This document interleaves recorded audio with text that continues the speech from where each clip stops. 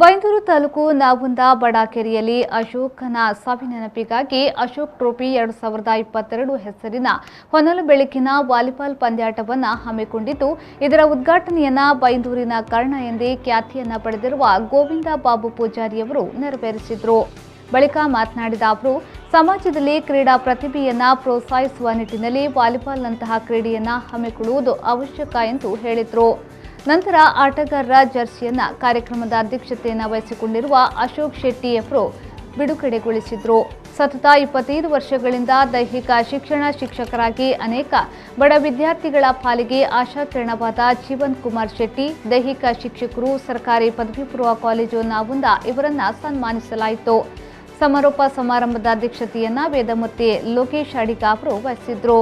ಇದೇ ವೇಳೆ ವಿಜೇತರಿಗೆ ಬಹುಮಾನವನ್ನ ವಿತರಿಸಲಾಯಿತು. ತಾಲೂಕಿನ ಲೆವೆಲ್ ಪಂದ್ಯಾಟವನ್ನ ದೀಪಕ್ ಕುಮಾರ್ ಶೆಟ್ಟಿ ಮತ್ತು ರಾಜು ಪೂಜಾರಿ ಮರವಂತಿಯವರು ಉದ್ಘಾಟನೆಯನ್ನ ನೆರವೇರಿಸಿದ್ರು.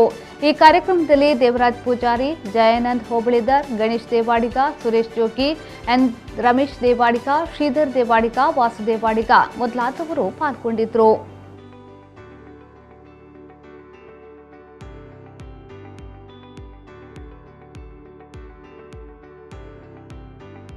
Audio Jungle.